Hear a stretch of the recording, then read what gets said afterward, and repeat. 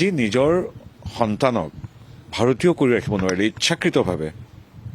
ইচ্ছাকৃতভাৱে তেওঁ ভাৰতৰ পাছপৰ্ট ত্যাগ কৰি বিদেশৰ নাগৰিকত্ব ল'বলৈ দিলে বা নিজে ল'লে।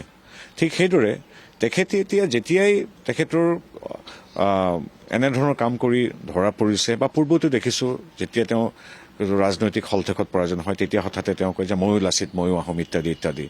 তেখেতৰ নিজৰ সন্তানকেই ধৰ্মান্তৰিত কৰি খ্ৰীষ্টান কৰিলে। আমি সেই নিজস্ব স্বাধীনতাকো শ্ৰদ্ধা কৰোঁ, কিন্তু ধৰ্মান্তৰণ কৰা কথাটো কিমান গ্ৰহণযোগ্য অসমবাসীয়ে যে চাব। এতিয়া তেওঁ আচলতে মই গৌৰৱী লাচিতৰ বংশধৰ বুলি কোৱাৰ তেওঁৰ অধিকাৰ আছে নাই অসমবাসীয়ে তাৰ হিচাপ ল'ব। এই পৰিয়ালৰ সদস্য কিজনী বিদেশৰ নাগৰিক কৰি পেলালা। বিদেশৰ নাগৰিকেই যে তেওঁ গোটেই পৰিয়ালৰ সদস্যখিনিকেইতো বেলেগ ধৰ্মাৱলম্বী কৰি পেলালে। এনেই হঠাতে মই লাচিতৰ বংশধৰ মই অসমীয়া মই আহোম বুলি ক'লে নহ'ব, ব্যৱহাৰিকভাৱে কৰিব লাগিব।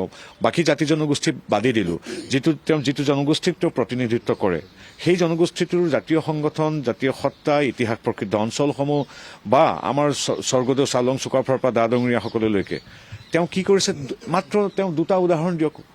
গতিকে এনেই হঠাৎ ৰাজনৈতিকভাৱে মহান মনীষী মহাবীৰ লাচিত বৰফুকনৰ নামটো উচ্চাৰণ কৰিলে নহ'ব নহয় মই লাচিতৰ বংশধৰ বুলি। তেওঁ কি কৰিছে লাচিতৰ বংশটোৰ বাবে তেওঁ কেইটামান উদাহৰণ দি দেখাওক।